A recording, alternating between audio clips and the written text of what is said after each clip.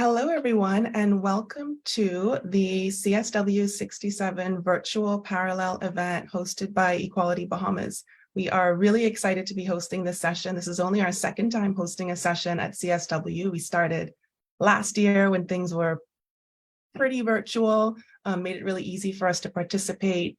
And we think it's great that all of the events are not in person, so that people who aren't able to make it to New York City, which is a lot of people, if you count all of the visa issues, the cost issues, it's making it more accessible to more people. So we're really happy to have this virtual event. We'll also have an in-person event on Friday, and we're making that hybrid again to increase accessibility. And I'll talk a little bit more about that later. I always forget the part where I introduce myself. So I'm Alicia Wallace. I'm a part of the Equality Bahamas team. Really excited to be here, especially with our panelists who are all incredible people that we have met at Equality Bahamas or have met personally along the way. So throughout this session, we are going to be posing some questions and getting some answers from our panelists. We're going to make it as conversational as we can. Please feel free to use the chat. After the first hour or so, we'll open up for more questions for the last 30 minutes. So you'll be able to raise your hand and you can unmute yourself to pose your question, present your challenge, share your ideas, whatever it is that you have. We do want to make it very clear that this is a pro-woman space. We are pro-LGBTQI plus people. We are pro-Black. We are really supportive of different communities. And we want to make sure that all of your comments are supportive of communities as well. So there will be no ableism, no sexism, no misogyny, no hostility towards LGBTQI plus people, no hostility towards migrant people. None of that will be tolerated in this space. This is a no warning zone. So the first instance will be the last instance, and you will be booted out for any behavior of that sort. So moving into our session, again, we have some incredible speakers here with us today. They have some amazing bios that we will be putting in the chat, and we'll also make sure that we have a link to all of that information in the recording caption. But for now, let's dive in and make the most of the time that we have here together. So we're going to get started with Beena Ramanand, who is from Family Frontiers. And we met Beena through our connection with the Global Campaign for Equal Nationality Rights.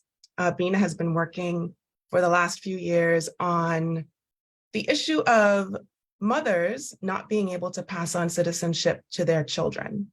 We have the same situation in the Bahamas. Beena is going to tell us a little bit more about that and the work that Family Frontiers has been doing and all of the court cases that have been won, and the most recent statement by the government that it is going to move on this issue.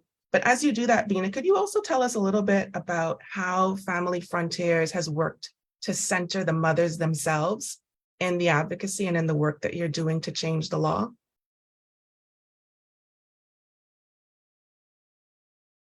You're still muted, Beena.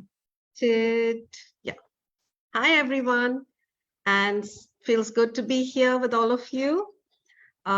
So we at Family Frontiers work on the unequal citizenship rights, which denies a Malaysian woman the right to pass on nationality to the children born overseas. And this affects hundreds of families here in Malaysia. And we use a multidimensional approach.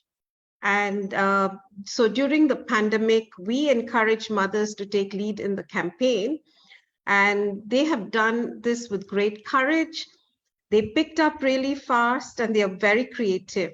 I'm wondering if I should really take you through some of the pictures that we have here to show you some of the events which was central. And the mothers themselves are at the forefront of the campaign. So it's been very unique in Malaysia. It's quite unusual to see moms and children fighting for their rights. They are there at little protests, at marches, at every events. So let me just take you through some of the things that they've been doing, the exciting. Hold on, let me share this and pardon me while I work through Let's see the sound. Yes, it's got the share sound. And I present. Okay, so do you see my screen, everyone? Yes, we're seeing it. Okay, so there we are. And these are the moms, and this one was actually at the time when we lost our court case. So we won quite a few of them, and when we came to the Court of Appeals, we lost. Also, that the government keeps taking us to a higher court every time. They tried to strike us out twice. They tried to stay us. And remember, they're using taxpayers' money, and we are a small organization with this big mission of bringing in equal rights to Malaysian women. It was quite a challenging time, and also a roller coaster for the moms who are in the middle of this, and takes a toll on their emotional health as well. So here we are. This was one of the times during COVID where actually Zoom taught us how we can mobilize our mothers. So this was one of the events which was throughout the world, and mothers joined in, whoever could, because it was different time zones. And we started meeting like this for capacity building, for updates, to let them know what was happening, and also to build solidarity. Yeah, so this was the first physical event that happened last year. And you can see the mothers, and this is the branding actually that even the newspapers and the media have picked up. You will find any article with Malaysian mothers of this issue, and their mothers are holding up posters. So it kind of, we loved it. The branding shows, and sometimes call us the ferocious moms, the TikTok moms, but the mothers are really identified,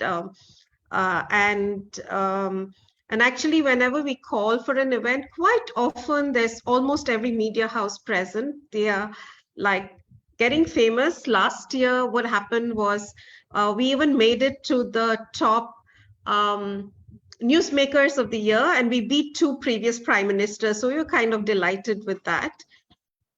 So here you see this was outside Parliament, and a lot of the MPs came to meet the mothers. And and we even have the children as young as 6 years old who want to actually speak up on their rights.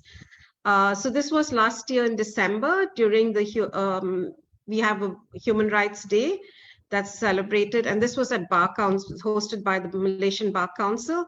I'd like to hear just a little bit of what happens here. Do you hear me? Hear it?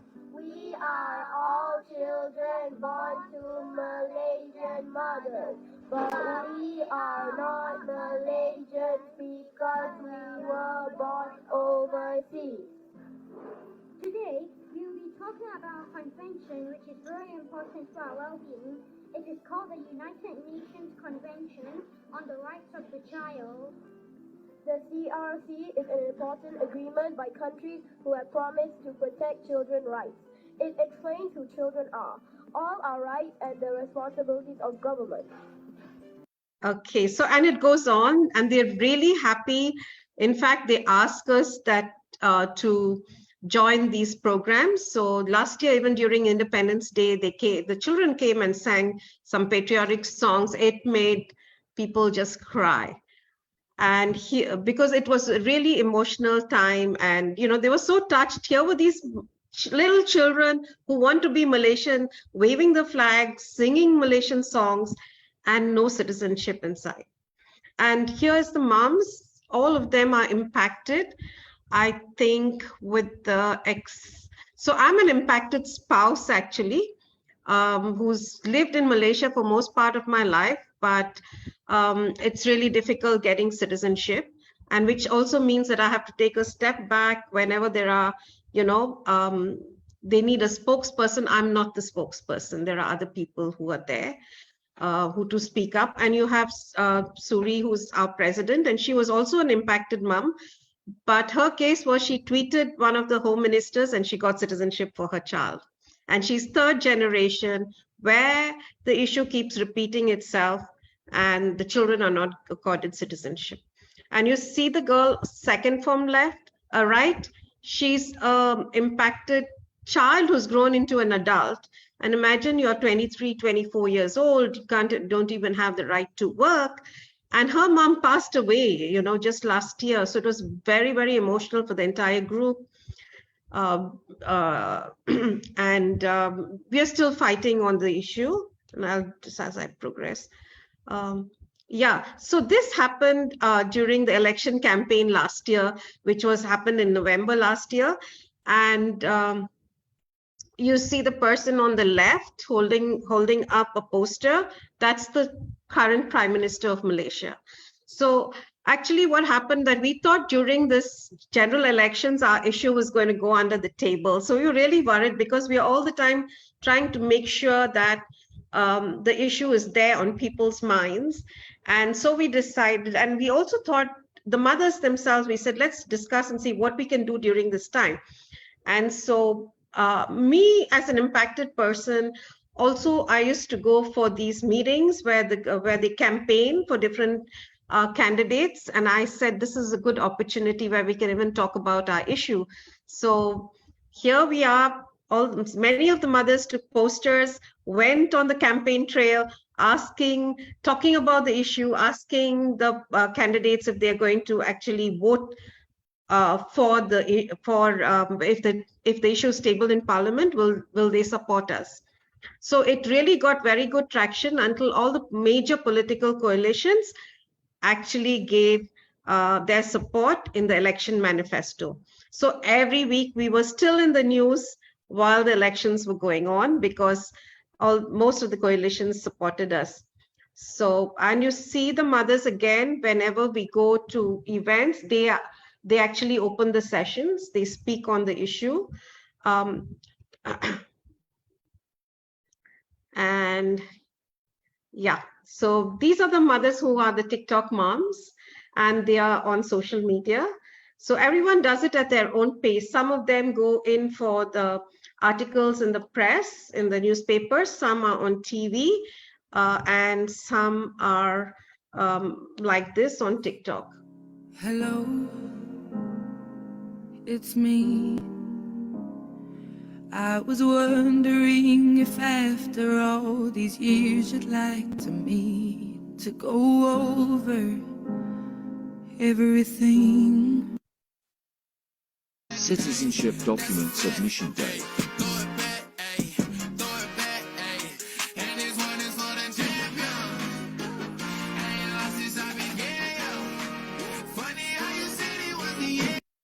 So this kind of helps others to keep in touch, know how long it takes. I think it took her a whole day. It took about 3 days. It was 31 hours and a lot of money for her. It's really an expensive process. And yeah, this is another group of mothers. And here we have her child, and you can see the children are very active. They enjoy the activities and they want to be out there speaking about the issue because the children themselves go through exclusion at schools.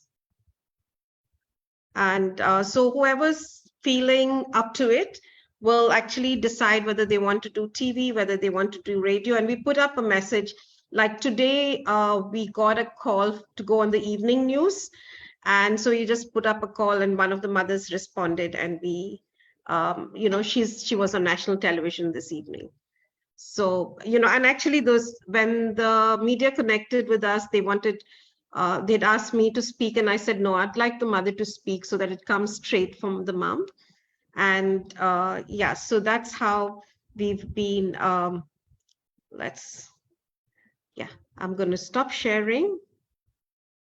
And that was how we started off by 1 or 2 mothers taking off, and then we do capacity building, and we also do one-on-one trainings to help them to write down their story and amplify their voices. So Alicia, I hope that gave you a little bit of how the mothers center they are on the forefront. So in Malaysia, it's very novel. People love to hear their stories and, and are there in support. This is one of the ways we were able to get a good public outreach as well. Thank you. I hope I think this is a Just great. stop me if I talk too much. I can't stop sometimes. No, it's a great picture of how you're able to center the affected people, not just the mothers, but also the children. And it sparked a little bit in the chat. Someone is saying famous, unfortunately, can create allies, even international ones, but it doesn't change laws. Have you seen any change in government positions and politician positions because of the sort of notoriety that has come from this issue? Yes, so as soon as the new government came into power in December, we got calls to meet up with the law minister. We got calls to meet up with some of the ministers who wanted to know more about the issues, and the cabinet actually tabled the paper that said that they would amend. They gave a commitment to amend the constitution, which they said would be tabled in June. I mean, we don't stay quiet because the mothers are still pushing. There are remedies that they require. Like, for instance, next week is school opening day.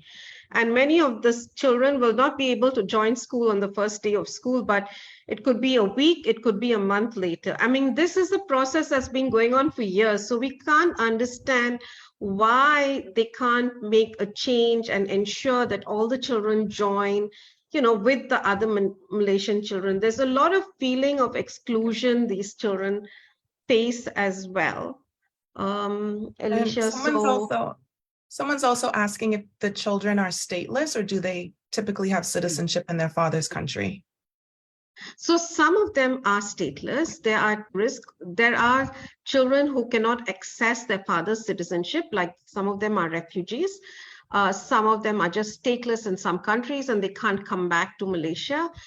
Some of them are in Malaysia, they can't travel out. So there are few of them who are stateless. Those who can access, they are actually forced to take on the father's citizenship.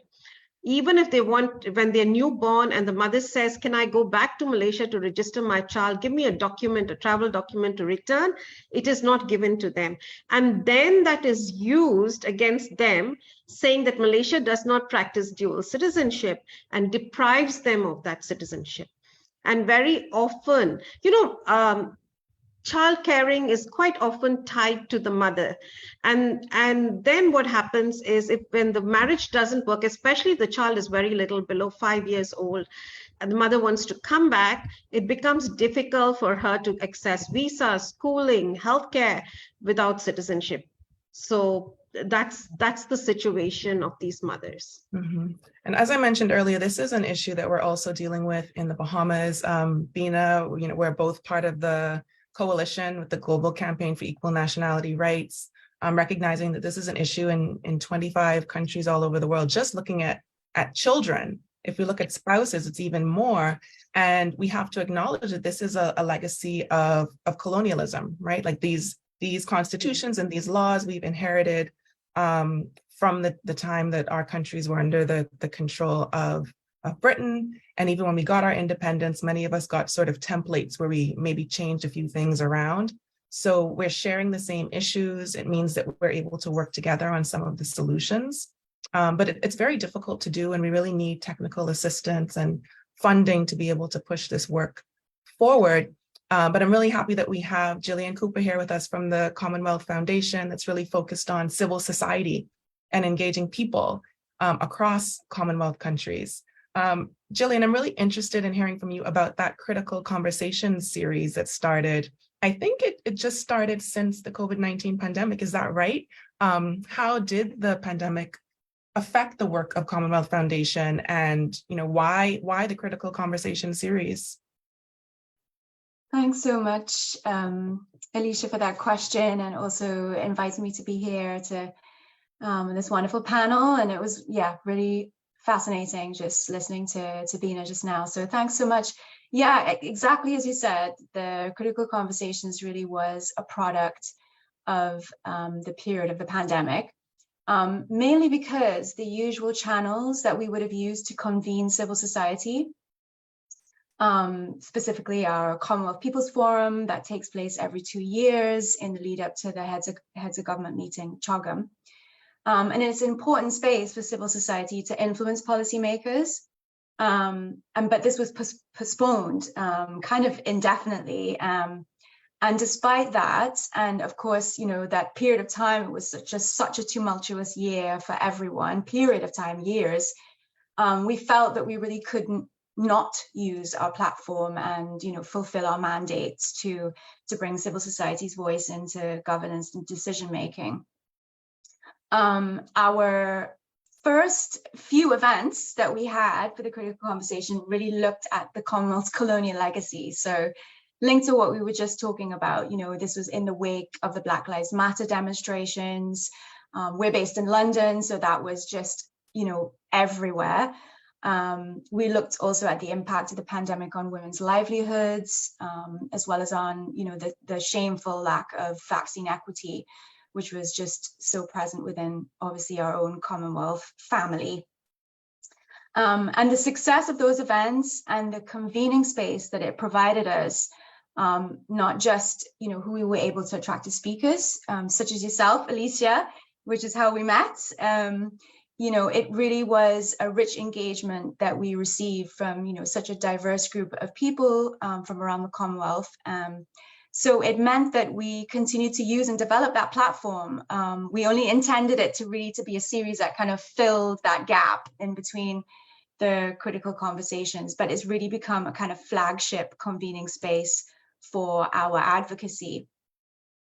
And the thing was also that, you know, unlike the constraints that we would sometimes have with in-person events that were hosted by member states, the online space provided us with a lot more freedom to really invite greater plurality of thought, challenging views, you know, which we can sometimes get pushback from host governments. So we've used the space to invite decision makers, others with influence, to be in the audience, but also on the panels. We've used the platform to remind member states of their commitments to the Commonwealth Charter, which is a document of values and principles agreed by member states. We were just chatting before the event started live, but it's the 10-year anniversary of that. So we've had a couple of events around that this week, another one coming up. So yeah, this convening space of the Critical Conversations, that charter has become an important and useful accountability tool for us. The series is now in its third year. We've held about 6 or 7 events on topical issues related to our themes during that period. And we've utilized the kind of, we invested actually in the pandemic period in this kind of social media advertising space. I know part of this discussion is going to be about kind of the use of tech, and that's really has been a kind of a revelation for us, you know, how we can use kind of invest and use targeted media to really reach the areas of the Commonwealth that we've struggled with in the past to really get engagement and access. And we've built our mailing list, and we've kind of getting now, but, you know, kind of several hundred participants at each event. And I guess just to add as well, you know, as curator of the series, you know, the team and I are continuously looking for ways in which to experiment with the platform to make it more a useful space for engagement. So for instance, our last event we had last month, we called it a roundtable, and we brought together health and gender policy experts with civil society leaders working on the ground on health and gender issues and its intersections, mainly a lot of them in marginalized communities. And some of these participants were drawn from our grantees, while others were recruited online. And together, you know, we had 203 people online. We drafted key asks that will be presented to Commonwealth Health Ministers and senior officials at the next Commonwealth Health Ministers meeting in May. We also had a big networking session. So it was really very organic, but also genuine, with people who have real experiences that we want to really reflect in what is then put forward, put before our policymakers on that topic. And I think the final thing that kind of has like mushroomed out of the Critical Conversations when we launched it a couple of years back is now this year we've launched, or rather last year, a digital discussion platform. We've called it the Digital Commonwealth People's Forum, because we wanted to create a space to carry on the kind of vibrant conversations that were going on in the chat on the live events, so that it's a kind of convening and an organizing space where activists from the Commonwealth can better connect with each other, build alliances, just like around the work that Bina has just talked about. It's really early days with that, and I think there's more that we can do, but it's, you know, it's still a work in progress. But that is kind of where we've found that the digital space could really help us a lot more and to support all the, you know, excellent work that is going on. Thank you so much, Jillian. I'm so glad that you brought up the Commonwealth Charter. I attended the session yesterday with the young people who were talking about the relevance or irrelevance of the Commonwealth Charter. And for those that don't know, it lists, I think, 16 or 17 values and principles, among them democracy, human rights, rule of law, good governance. And the role of civil society is in there. It's the last one. I don't know why it's the last one. I guess they're not, hopefully they're not ranked in order of importance. But civil society is in there. And I'm wondering, how do we ensure that we're able to engage civil society, especially during periods like COVID-19, where we come up with all these great ideas to use technology, recognizing that some of the most marginalized and people who are in the greatest situations of vulnerability don't have access to technology, or at least don't have the same access to technology. Are there ways that you're thinking about including civil society beyond the ideas that we already have about tech? Yeah, I think that on this question is kind of, it's always an issue that we're considering. Some of the ways that we've tried to do this is using very simple platforms to allow access to the events that we've had. We've tried to use platforms that people can just use on their phone, which, you know, almost everyone has access to that now. So during the pandemic, we tried a platform called Video Ask, and it's actually a platform that's designed for product marketing.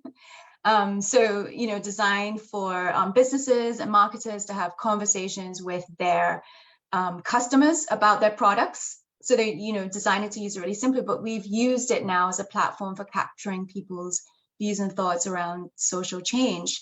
And as I said, you can just use it on your phone. It's really simple. And we've had people contributing their thoughts. For instance, you know, farmers or an extension worker in Nigeria, when we had a conversation around climate justice. So there's, you know, some of those simple platforms that I think are really important to really think about utilizing. You know, you use Facebook as well. That's been helpful for us to reach regions of the Commonwealth where we have struggled, like in the Pacific, to get better engagement, and it's a platform that's used there. So some of that is contextual. But, you know, I think it's important for us to,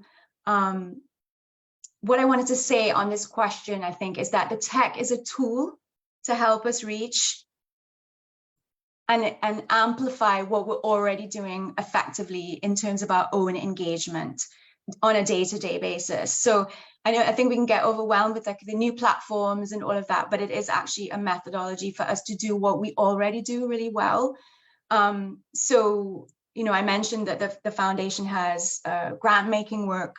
You know, we support civil society to do work that is contextual. So what is needed in their own communities, they know best, using the methodologies that are appropriate to their own context, which, you know, may or may not use technology. But for our role here is to use our outreach to reach the countries and the regions where we haven't had applications for, and that we know people are doing good work. So we use it in that way to reach and to support the work that's already there.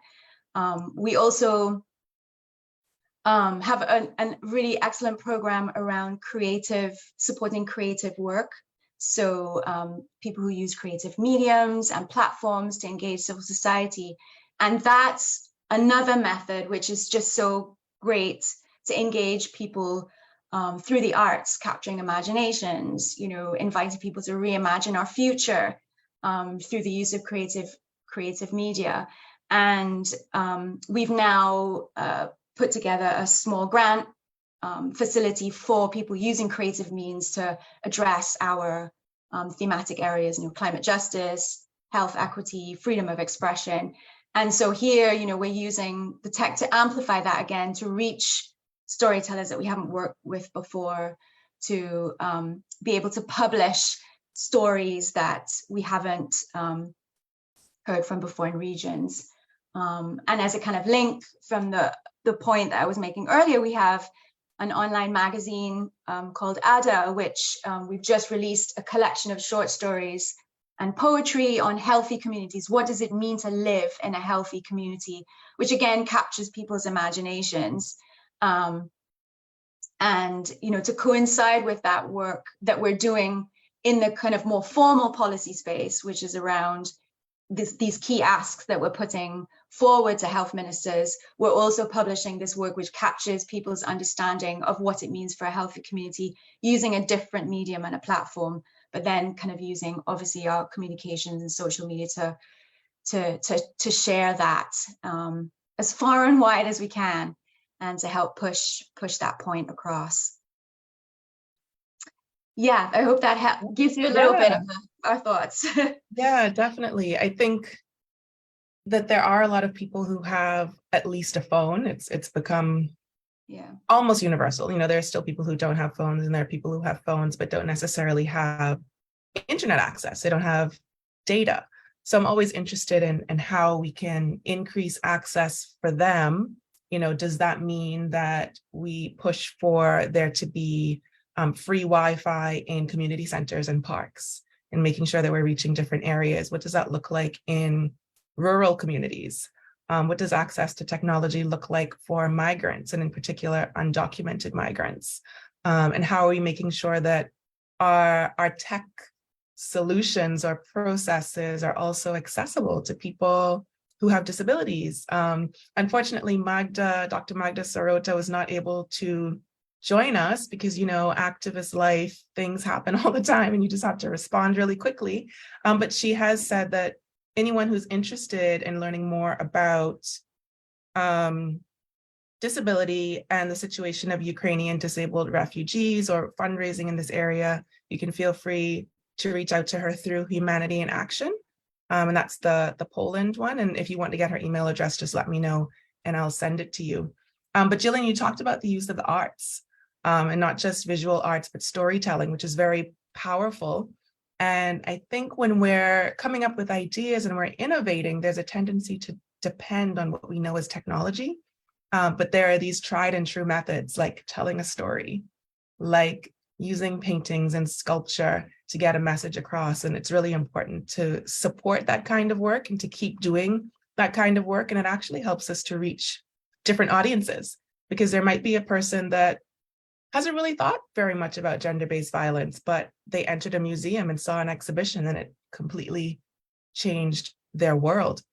And gender-based violence is an area that Equality Bahamas definitely focuses on. And we look at it in a structural way as well. So looking at ways that laws and policies are violent, like the one that Bina just talked about. And I know that that's a part of your work at ICAD, Jyoti. Could you tell us a little bit about how you're using data to come up with solutions to issues like gender-based violence?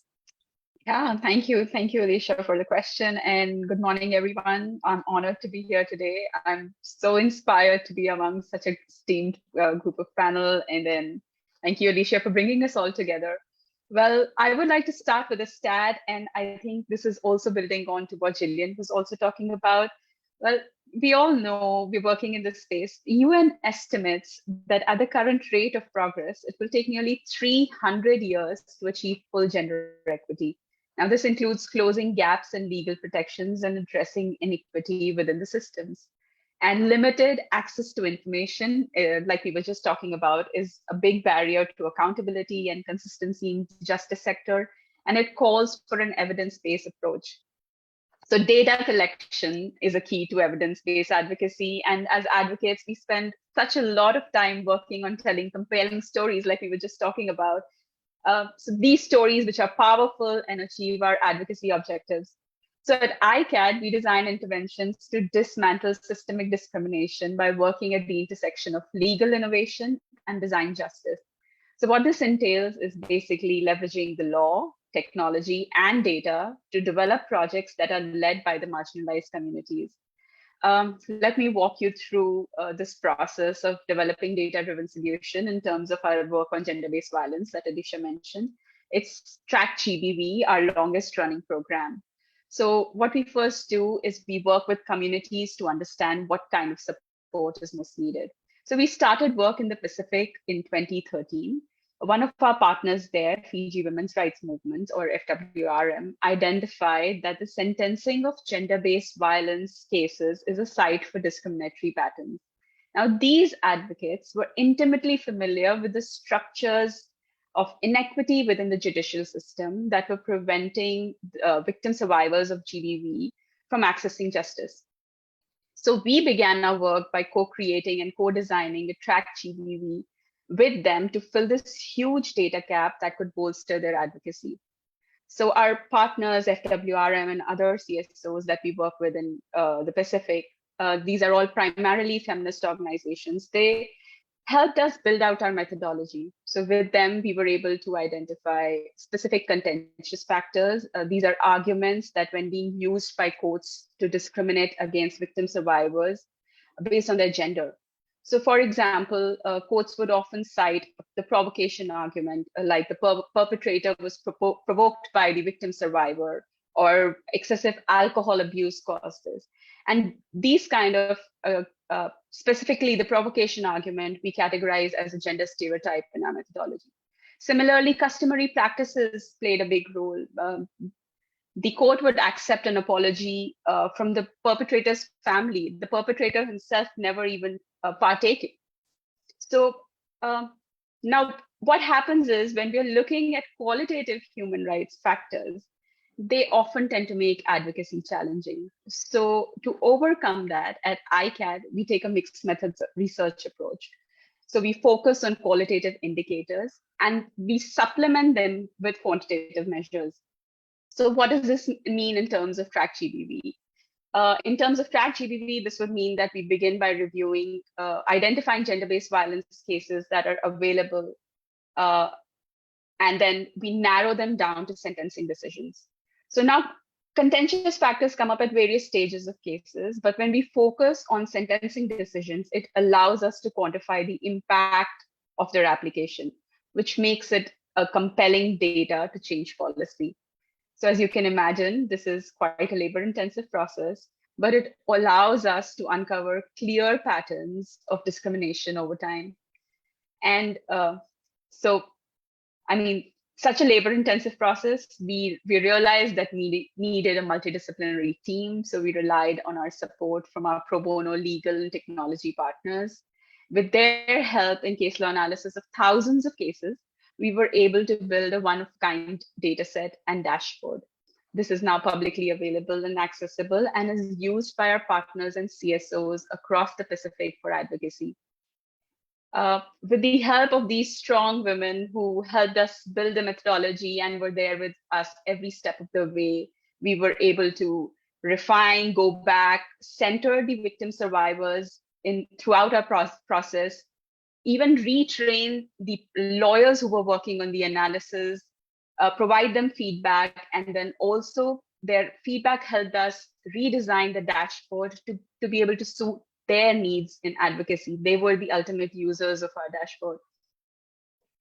I would like to just sum it up by saying Track GBV is focused on long-term impact. It is one thing to have an isolated example of a case with its own unique circumstance, and yet another to build an evidence base of over 20 years of case law. So this data has been used to support legislative changes and judicial directives in Fiji, and I will talk about that if I get more time.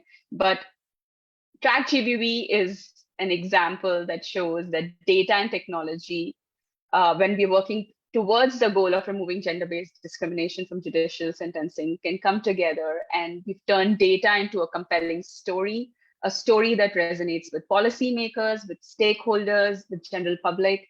It is an example of what we can achieve by working closely with partners and communities to ensure that these stories that we tell are authentic and powerful.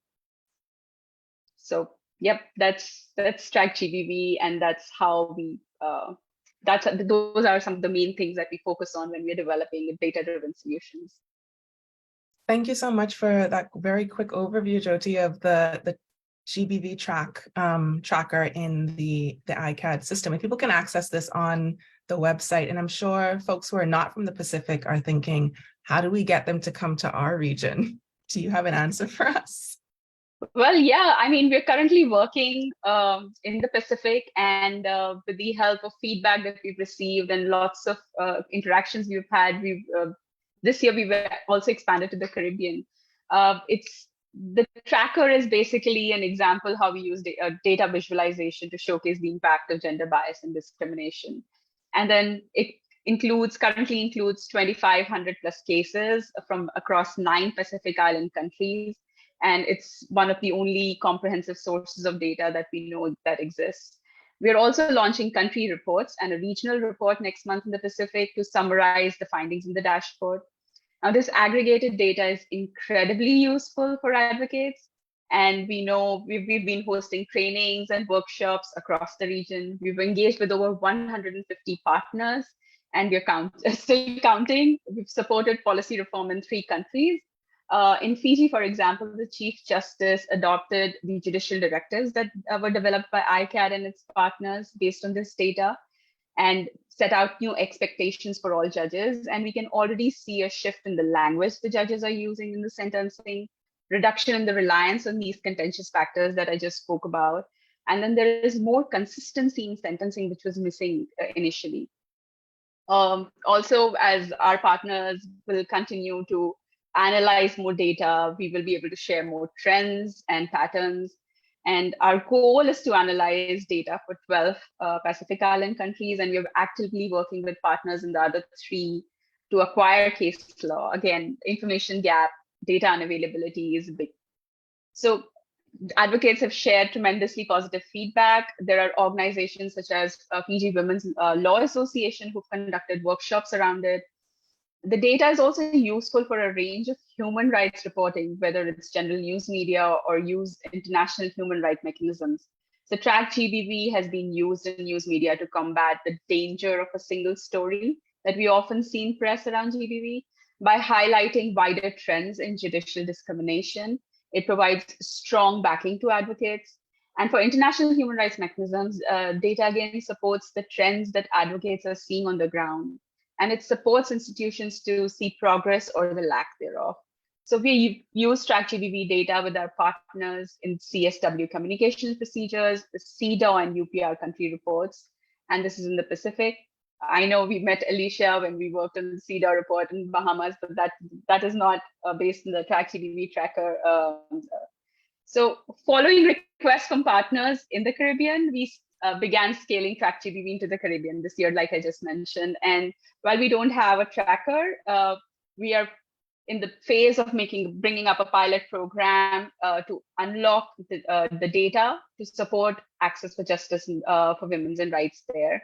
We've begun our work in Jamaica and Barbados, meeting stakeholders across civil society, healthcare, law enforcement, and the government. So we always start with the community, and that is what we're doing over there.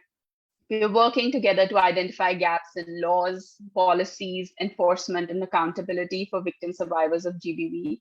And in Jamaica, we've supported both government and civil society in conducting analysis of GBV data. So, but another major thing that we realized in the Caribbean is the lower courts are not courts of record.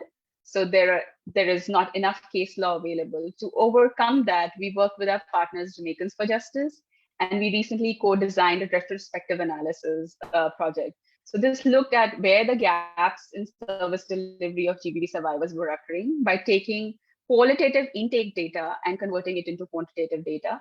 So based on partner feedback, we are also incorporating specific analysis of the experience of LGBTQI+ individuals and also those living with HIV and AIDS. So this speaks for the fact that our process is adaptable to the needs of and the realities of our partners and where they work. To answer your question, Lisha, we're always available.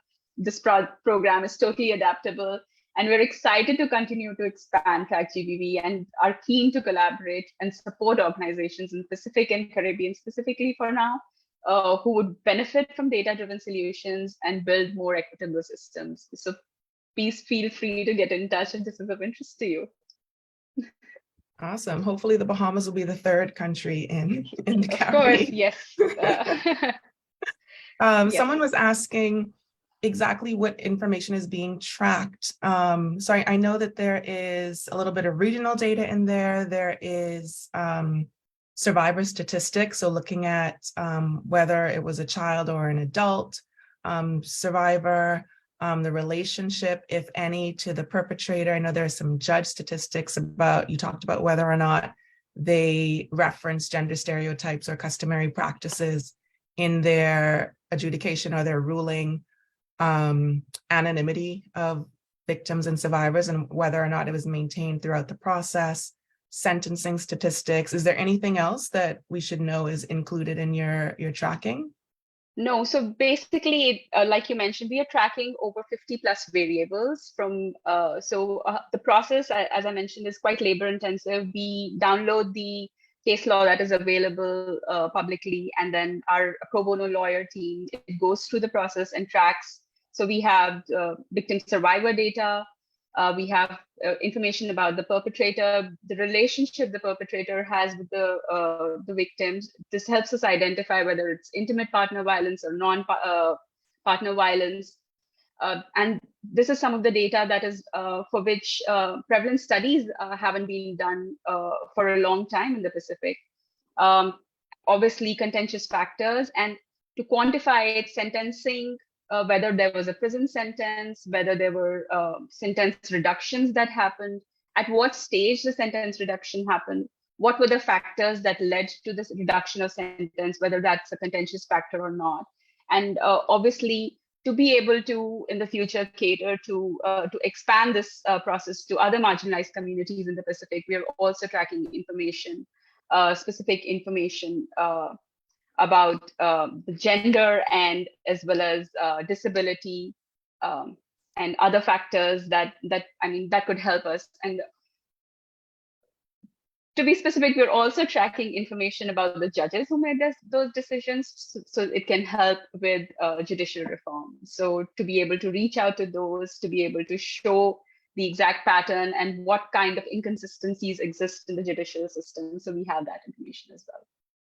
That is incredibly important. It's one of the things that we're looking to do as well in the Bahamas, is to kind of keep track of which judges are saying which things and putting in place certain kinds of sentencing, because there are patterns. And, there are times that I read a news story and then the judge's name comes up and I say, well, of course it was that judge. So I think that's a really important factor that people might not always think about in tracking gender-based violence and what it looks like in a country or in a region. Absolutely, yes. And then also unrelated to this, but building on to what Jillian said, we also have our Artivism program. So we also believe that arts is a great source of human rights advocacy, and we're working with artivists, so basically artists who are advocates in the Pacific, who are building on to our programs. And climate change and right to life with dignity is a major program, another major program that we work on. So we recently had a physical exhibit in Auckland, New Zealand, about the story of the Bannerman people and how they migrated to Fiji in Granby. And then so it's told not just through policy papers, but also through art, which is more impactful, which draws more people and has a wider reach. So yes, Jillian, I totally agree with what you were talking about. We have to use all the means, we have to use all the ways to be able to have that reach, to have these stories heard. Yep. Absolutely. And we don't often bring this into the conversation, but it's important to note that gender justice is climate justice. And there is so much in the climate space. Climate crises affect people very differently. based on gender, based on sexuality, and it can increase risks and vulnerability, including gender-based violence. So I'm really happy that we have Margot here with us, who is very bravely at the last minute filling in for Clara, who wasn't able to join us. So Margot, you can start off with just telling us a little bit about yourself. But my first question for you is about the Jeff Islands program. And just for folks that don't know, tell us a little bit about the program and how it's specifically targeting and successfully reaching young women and girls in particular. Of course. Thanks so much, Alicia, and everyone else who's gone before me. It is incredible to hear these examples and stories, and kudos. I can't wait to learn more and engage with you. As she said, I am Margot Granite. That is not who is on the program for today. My colleague is severely ill this morning, apparently, and I'm feeling very terrible for her, but so I will do my best to hold this up for us. I am a gender equality specialist focused on climate, environmental degradation, policy and programming. And as one of my areas of work right now, I am supporting on the Islands program. Islands stands for Implementing Sustainable Low and Non-Chemical Development in Small Island States. It is a GEF program. GEF is the Global Environmental Facility, which is a multilateral financing mechanism that supports on chemical and waste projects, climate projects, water, waste, etc. And so this program has 5 years of funding across 33 small island states in the Caribbean, Pacific, and Indian Ocean regions, and also about to bring on a few countries in the Atlantic region as well. And its main goal is to reduce and soundly manage chemical and waste pollution coming from a variety of different streams. So Islands was officially launched in 2022, which came after, kind of the hardest moments of the pandemic, but it is a global project. And so it certainly had the opportunity to learn from a lot of what sort of international development had taken on and had to adjust and adapt during the pandemic to really ensure that we are creating communities and nurturing a sense of belonging with the different project partners and also the stakeholders in the project as well. And so we definitely learned and have been utilizing technology to overcome these physical distance barriers that existed anyways because of the nature of the project being across so many small island states or large ocean states.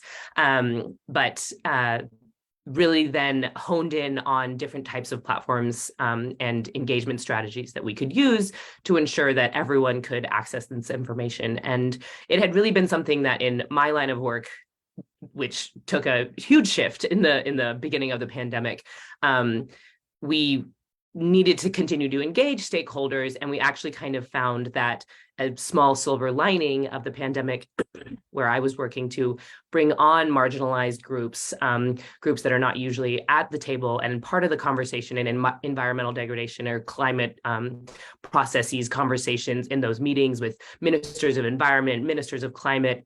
We all often tout that we want broad stakeholder engagement, but they just weren't being invited, or they wouldn't know, or they were in remote areas and they couldn't actually come and participate in those meetings.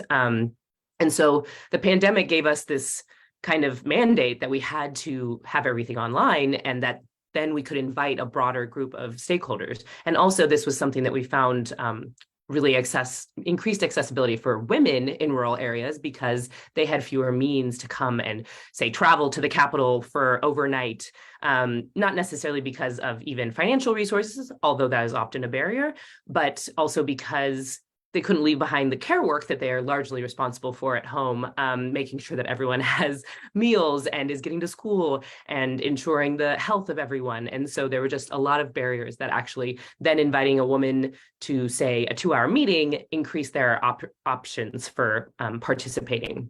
And so the Islands program has really picked up on a lot of this, and we are really, really focused on engaging gender equality advocates, women, youth, and other marginalized groups across the different islands that we are engaging in because we know that they are key agents for sustainable development and this transformative shift that we are trying to enable in the islands to take on and really have ownership around this issue of chemical and waste management, which is affecting everyone. It's affecting people differently, though, and is really a fairly nascent issue area, that there is gender differentiated issues around the biophysical as well as sociocultural impacts that women and men take on from and how they can be affected from chemical and waste.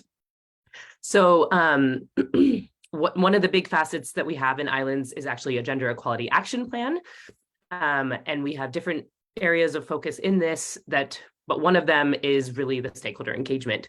And so much of it revolves around what I've already kind of mentioned, to ensure that marginalized groups and individuals are participating and are part of the process, not just being invited, but really have a voice also, because even if they are there, perhaps they aren't being valued and they're not able to provide the input that we want and so desperately need to diversify and have that information.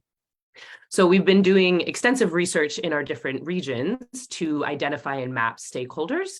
And this is a pretty broad group of people in my mind, because for ensuring gender, youth, Indigenous peoples, differently abled groups and representatives, also men's groups, faith-based organizations, all of these are people that we want to bring to this conversation, because we need to create much more public awareness about the detriments and the issues around chemical and waste and how they're affecting health in human health, but also environmental health.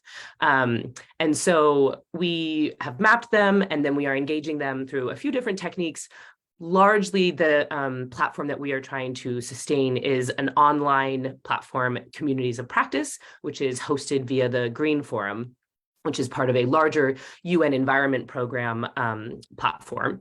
And so we have these communities of practice, and we provide information, we share knowledge across them, we provide space to ask questions, engage with one another across the different regions. So participants in the Caribbean can ask questions and get responses from participants in the Pacific. What is a promising practice? What are also the barriers or challenges that they've been facing? Generally around chemicals and waste, but also we have a specific community of practice on gender equality, which I encourage everyone to join here, because I'm sure it is a topic of interest.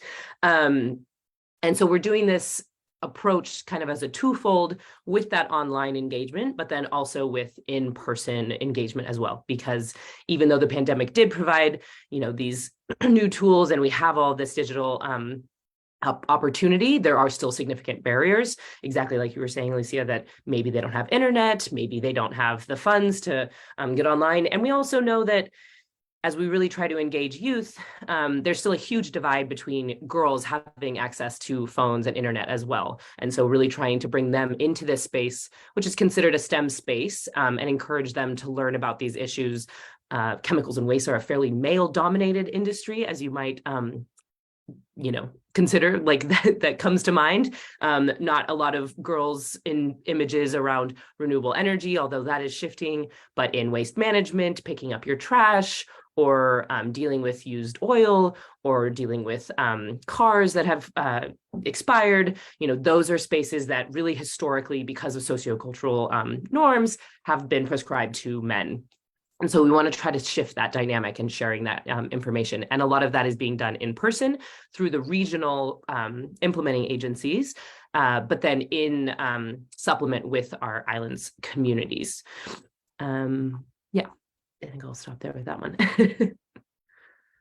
Thank you. That's a really great overview. And we have someone saying it's good to see this broader and deeper work on chemicals and waste management, building on a JEF project also on chemicals, which also started to consider gender later on in implementation. So good to see gender involved from the get-go.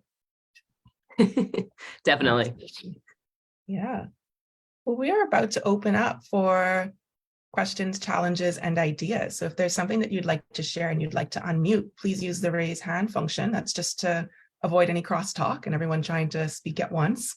If you want to be anonymous or you're not able to unmute right now, feel free to share in the chat and we will read out your question or statement for you.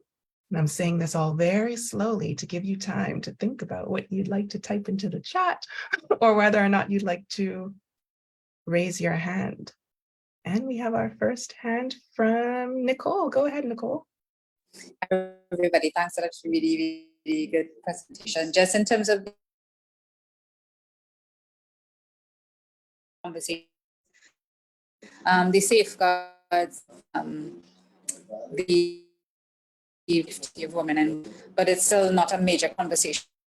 And I know Nicole, recently we just your did, audio's dipping in and out, so we're not catching much of what because you're of this. saying. Is it a little more consistent now? Yes. Okay, hopefully it holds. Just in terms of safeguards around women and girls online and how that impacts their employability. So around STEAM and STEM, that's still a major conversation we need to start having in the Caribbean. I think we only had that conversation through PANCAP because of the CSW theme. But I think the impact is already being felt by women and girls, and it's a major, major conversation we need to have in countries. Yeah, definitely more integration of STEAM and STEM and making space specifically for women and girls. So just having it in schools isn't enough. Just having the conversation isn't enough, but centering women and girls, absolutely. And I don't think enough of it is happening. Is there any focus on that in the Islands program, Margot? Actually, yes. We are certainly, this is kind of a learning process. We have started with gender in this, but really trying to figure out and massage what works best. But something that is a great opportunity, which we are just about to launch, is an app actually around engagement with youth in the different regions. And it's called the Tide Turners app. It's really to engage young boys and young girls, also up to about the age of 25 too, so university students as well, but to bring them on board, share a lot of the information about plastic waste in oceans, and share, have them become kind of leaders in this challenge of plastic waste. And we're working with some amazing people on the ground to really also facilitate this. So through this app, but also finding and supporting different groups. And we have a big emphasis on girl groups. It was actually started through like Girl Scouts, and there are other few different groups to emphasize, especially girls' engagement on this. And something that I actually just learned about in the Caribbean region, which is an amazing initiative, and we'll be sharing more about the Tide Turners app there, is Girls in ICT and the boys that support them. It is a regional initiative that actually really picked up a lot of steam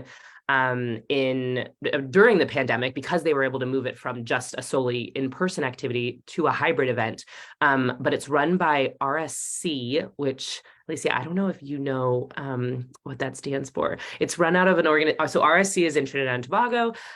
They really have been expanding STEM access to youth, but also really for girls, and making sure that they're learning how to code, they're learning robotics, they're learning these really incredible things that I have absolutely no knowledge of, honestly. And I would love to have that as a second career or fifth career or something. But and they're really emphasizing that, and also around the security piece of it as well, because I mean, I personally know, and we've seen, and is a lot of what we're trying to facilitate in the online community as well, creating a safe space, making sure that there is no, gender-based violence in those spaces, that social media has become so corrupt in how girls especially are facing challenges, being harassed and abused, and that it's having severe impact on their mental health as well. I think it's still an area that honestly I don't know that much about, and I think the broader community needs to think about and understand how we can support girls especially in that. But we're trying and we're working on it. Yeah, definitely. Look out for the Tide Turners Challenge launching in a country near you.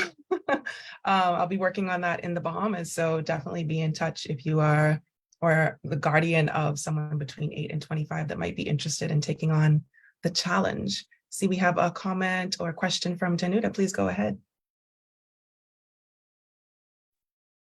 Yes, good morning, everyone.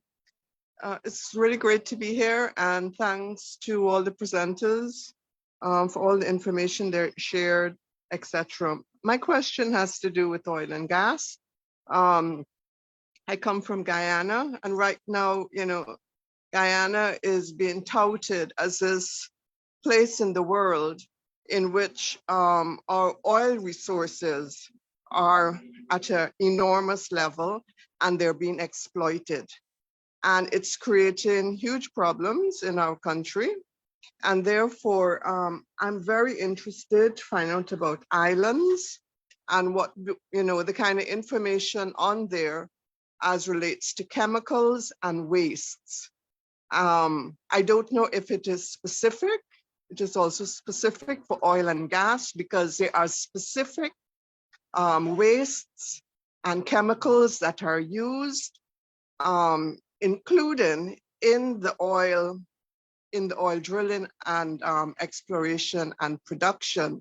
What you have coming up is naturally occurring radioactive materials, right? This comes up with the waste, et cetera, so it's a really big problem. Some of that waste is coming onshore, and these facilities are set up in communities. I live right next door to one. And so it's of great concern. And the other thing I'd like to know is if through islands, there's any expertise that we can access, like, chemical engineers, waste, whatever, experts, etc., who could help us in terms of, advocating for safety and healthy communities. Thanks. Yeah, I mean, that is definitely a huge issue. So the Islands program doesn't specifically focus on oil and gas, but exactly like you said, there are a lot of those chemicals that are used in the extraction processes. And as they're coming aboard, there is sort of a larger picture, obviously, that Islands is interested in working and supporting. And from my lens, around the gender equality and the community safety and health, that's absolutely imperative. The streams of work that Islands is focused on is around used oil, end-of-life vehicles, plastics, which actually then we could link quite a bit of probably what you just spoke about because of the extractive industry and the fossil fuel company, but it's largely looking at, more specifically in this program, waste trade and kind of illegal waste and plastics in the oceans and cleaning that pollution up.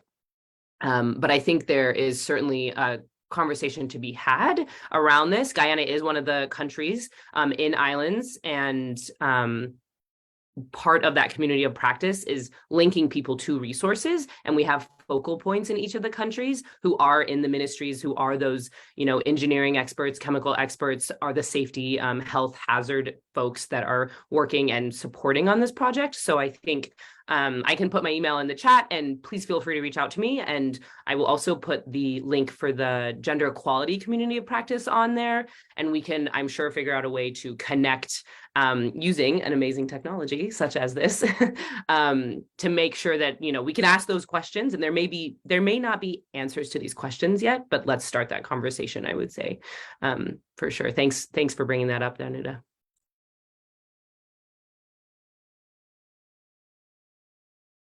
Danuta, did you have something to add, or is that just the hand from before?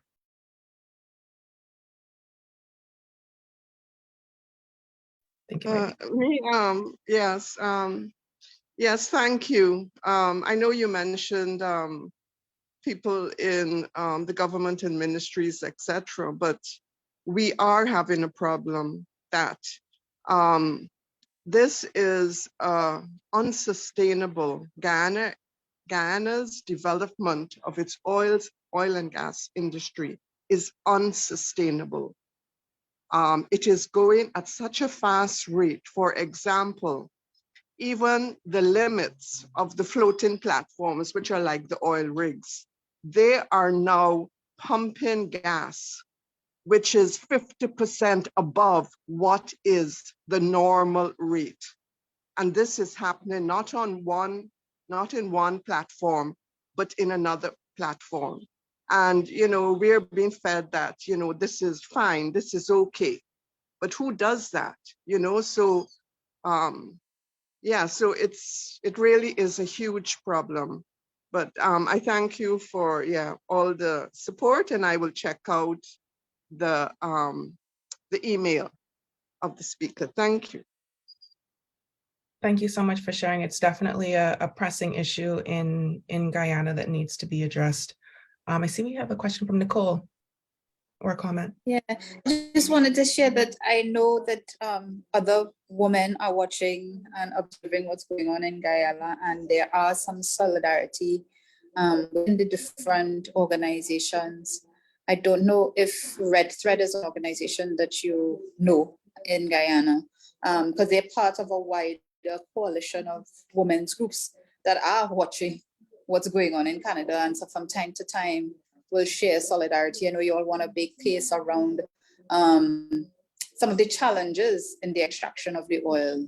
So I know that there are both organizations within your country and out of your country that are in huge solidarity in terms of ensuring that the new way in which Guyana wants to go ensures that it's profitable for all, and not just in terms of those who are investing financially in the country. So I just wanted to offer that to you, if it's a small comfort. But I know both either myself or Alicia could assist you in terms of seeking contacts if you need solidarity and other assistance within the region. Yeah, absolutely. Absolutely. Our regional solidarity is important and it is powerful, and we have to not just connect in moments of crisis, but to continue that work. And I'm wondering, Jillian, if there are any systems in place, any database or anything like that at Commonwealth Foundation or through another institution at the Commonwealth level that helps to connect people when we're looking for expertise, when we're looking for technical assistance, when we're looking to build solidarity. Are there any platforms for this to happen?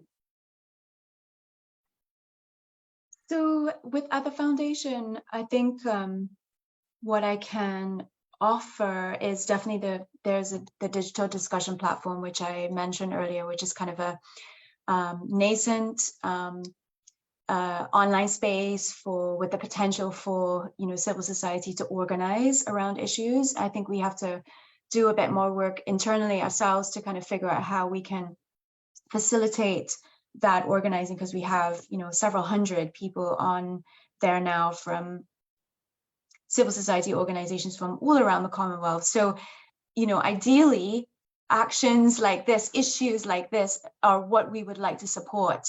That are there examples where I can of other organizations on this platform that have faced this issue?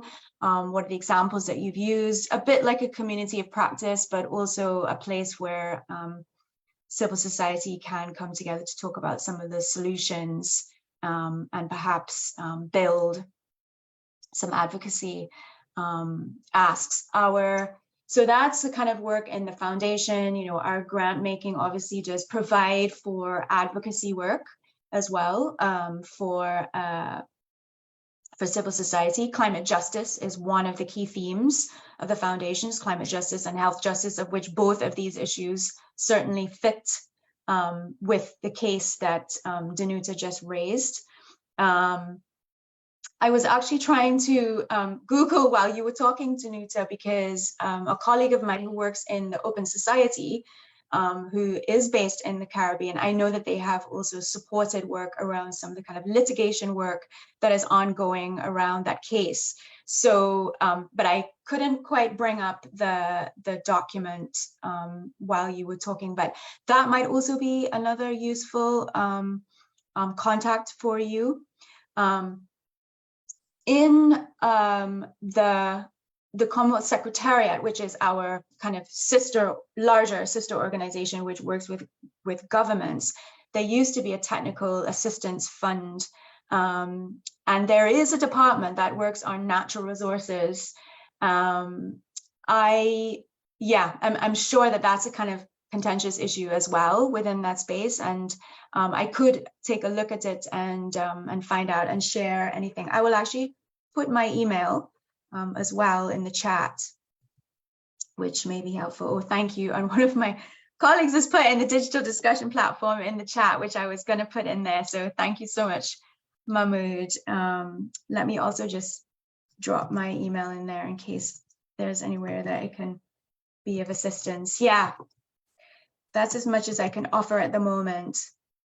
And I don't know, Danuta, if you were a part of the right words to describe it are escaping me, but it was a case that was brought by different activists in the Caribbean to the IACHR system, just presenting on the situation of just environmental degradation and precarity.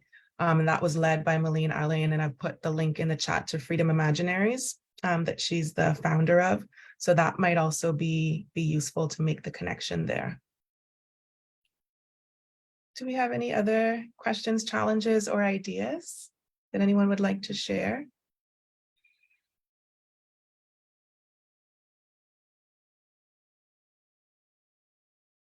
I know, Jyoti, there were a number of questions about the GBV tracker.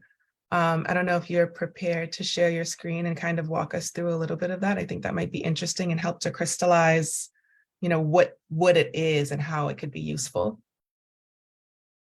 Of course, yeah, I can do that. If you could let me share my screen.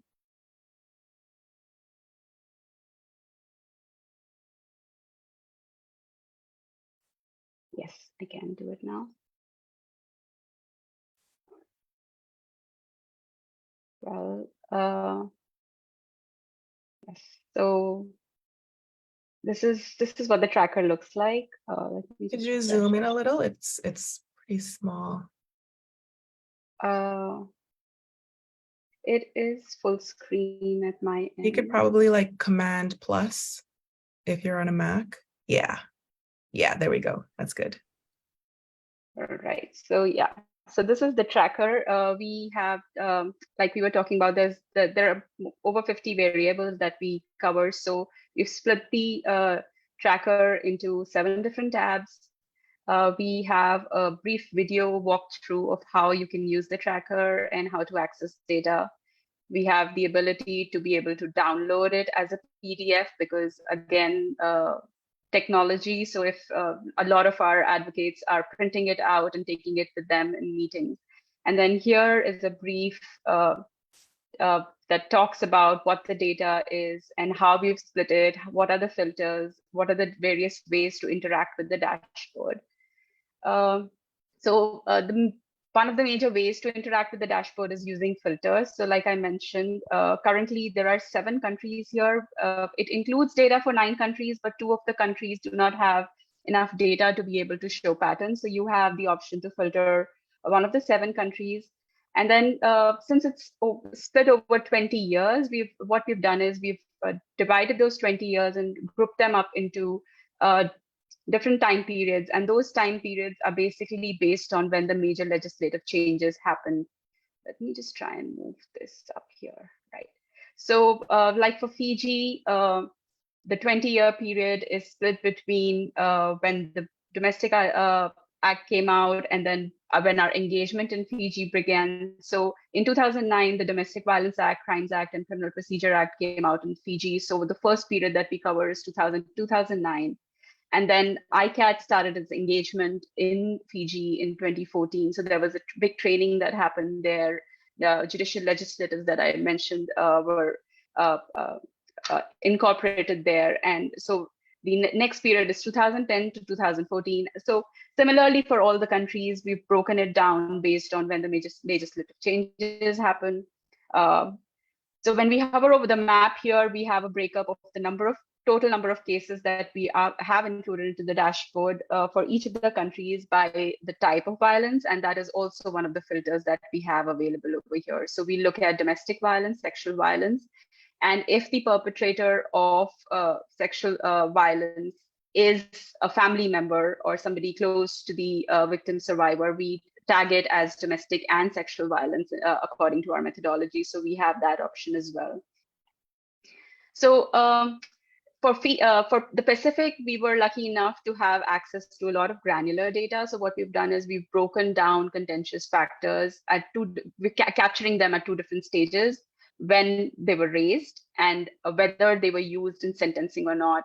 So they might be raised during the course of the case, but then when the judge is actually passing the sentence, the judge might not cite them. So in those cases, these will not appear over here. But then if there are specific factors such as the perpetrator is, the sentence is reduced based on first-time offender status, which is basically that this was the first ever offense the perpetrator did, even in cases where there is documented evidence, medical evidence, or even past police records of violence that existed in the past. We call it as misapplication of first-time offender status, and this is one of the contentious factors. So if something like that happens, it also appears in sentence. So what we've done, again, we've broken down the raising of contentious factors in the different types. The three major categories that we split it into are gender stereotypes. These are like the provocation argument, the sole breadwinner argument, that the perpetrator is the sole breadwinner of the household, and prison sentence would impact the family. Then there are customary practices like the apology that I mentioned. And then there are other contentious factors such as alcohol abuse, and then education, jobs, and things like that. So these are the kind of contentious factors that we are capturing over here. So that is the first tab. Then this is something that was most recently added. It's the regional comparison. So it shows us the comparison of all the 7 countries that we have in the dashboard right now. And what we've done is we have, again, the contentious factors raised versus how they impact decisions over here. And we can see Papua New Guinea is up top. Regionally, the levels are really high. And we can also look at what type of contentious factors are most prevalent in which countries. So if we look at customary practices, we can see Samoa and Vanuatu use customary practices the most, whereas Fiji's, the sentencing decisions would rely, but the judges rely more on gender stereotypes. So just to give you context in terms of quantifying the impact of these contentious factors, here we've taken rape, that since it was the most prevalent charge category throughout the data set, and we've seen how it impacts sentencing. So in cases where contentious factors were used during sentencing, so the contentious factors caused a reduction in sentence versus when they didn't. So throughout the 20-year period, we can see how this differentiates. So in Fiji, for example, 16.4 years was the average sentence for a rape case in cases where contentious factors were not cited during sentencing. They did not impact decision-making, whereas it was 9.6 years when it was. And then other factors related to sentencing that we tracked, whether there was a custodial sentence that was given or not, whether there was partial or full sentence suspension or not. And what we've done is we've taken the numbers and we've classified them into 3 different categories based on the regional average for that particular variable. So we have low, medium, and high. But this doesn't necessarily mean that low is a benchmark, because the regional averages, as we've seen, are high themselves. Then these are some of the judicial factors that we track, whether anonymity was maintained during sentence. We know these are island countries are small, and anonymity is a very important factor that plays in gender-based violence cases. So in our methodology, even if the name wasn't mentioned, but the victim survivor was identifiable based on the relationship with the perpetrator or with any other factor, the village they were in or any other factor, we classify it as anonymity not being maintained, and that's how we record it. Medical reports are an important factor because they help us in identifying first-time offenders, whether there has been a previous history of violence or not. Sole breadwinner argument is a major one. We were surprised to see how many cases the sentence reduction happened because they said that the perpetrator is a sole breadwinner, and a sentence reduction is important over here to be able to help the family and the children. And then first-time offender status I just talked to you about. So, and I mean, not surprising, sad, but this is the age group where most of our cases of sexual violence, the victim survivors are between 6 to 17 years of age. So this was a trend throughout the Pacific. Going back, we have, like I mentioned, we have survivor stats, number of child victims. So over here, I've just filtered it to Fiji, but we can look at any other country. Number of child victims, we have the age group over time. Again, most of the cases in Fiji were for girls between 12 to 14 years of age. And then relationship of the perpetrator to the victim. I talked about, so non-partner violence is something for which prevalence studies are very old, and there were no recent prevalence studies. So what we did is, if the perpetrator is not a family member, we've categorized it as non-partner, and these are numbers which we've been told are very important and very helpful for advocacy. So yeah, and then we have the anonymity. We're talking about, we've split them between domestic violence and sexual violence cases. It's more important in sexual violence cases, specifically for children, whether anonymity is maintained or not.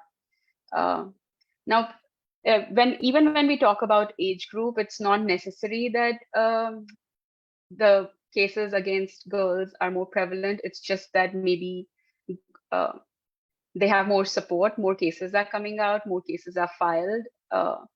So that might be one of the reasons why we have more cases of children below between the age of 6 and 17. But yeah, so that is one factor. And then in terms of judge stats, what we are tracking is who raised the contentious factor, whether it was a judicial officer or whether it was defense, and what kind of factors are more often raised by judicial officers in a particular country. We also have, in terms of when we were talking about examples and qualitative indicators, we have specific language that the judges have used during sentencing. I accept that you might have been frustrated at that time. We have positive statements as well as biased statements that judges use. So some of these are, I mean, chilling, to say the least. Yeah, so again, we have the factors raised by judicial officers and how they impact sentencing. So these are all the factors that I talked to you about in the regional report. Thank you so much, Jyoti. We're down to our last minute. I know we could probably spend forever on this. We'll definitely invite you back to talk more about the tracker and how it can be used and how we can get you to the Bahamas. I won't stop talking about it. Lots of great reactions in the chat. We have someone saying there was an interactive panel yesterday where a speaker from the African region was bemoaning the lack of data. So this would be a great tool for people everywhere.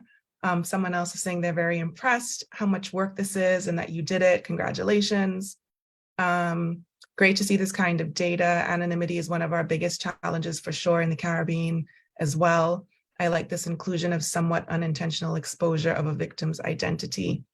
And then lots more people just saying thanks and how impressed they are with the tool. So thank you for sharing a little bit more about that and giving us a look at it. Thank you. Thank you.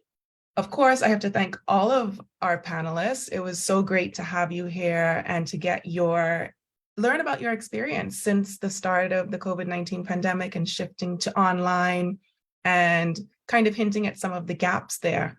I think this is a really important conversation, especially as more and more technology and the internet are being presented as solutions. But in a lot of spaces throughout CSW 67, there have been conversations about technology-enabled violence, the ways that technology is being used to actually exclude people and to cause harm to people. And in our hybrid session on Friday, that's March 17th at 6:15 p.m. New York time, we will be kind of troubling this idea of technology and innovation, what they really mean, and how we can push beyond sort of the norms of the use of technology and internet to ensure that we're actually reaching people, and in particular, migrant people and rural people, and even more specifically, migrant women and rural women. To register to join that session virtually, go to tiny.cc/CSW67EB1, and I'll put it in the chat for those here. For those watching, again, it's tiny.cc/CSW67EB1. And if you're in New York, you can join us at the Church Center of the United Nations. We will be on the 10th floor. That's from 6:15 p.m. On Friday, March 17th. So looking forward to seeing you whether in person or virtually at that session. Thank you everyone for joining and for contributing to the conversation in the chat, and especially to those who unmuted to share a little bit more. Looking forward to continuing our engagement at, maybe one-on-one as well as a group, and really helping to challenge ideas again about technology and innovation and how we use them, and making sure that we're not forgetting about the people who don't necessarily have access, and to the people who need very specific tools, even if they do have access, to be able to actually use and engage in the programs and systems that we're creating. We will make the speaker bios available online when we host this session. So that'll probably happen over the next few days, given all of the excitement around CSW still happening in the second week. Thank you again for joining this session. Be sure to follow Equality Bahamas on Facebook, Twitter, Instagram, and YouTube. We are Equality 242 in all those spaces. So at Equality 242, or you can search Equality Bahamas. We are a feminist organization promoting women's and LGBTQI+ people's rights as human rights through advocacy, public education, and community engagement. And we look forward to engaging with you as our community again soon. Thanks, everybody. Thanks so much, Thank Alicia. you. Great. Thank you.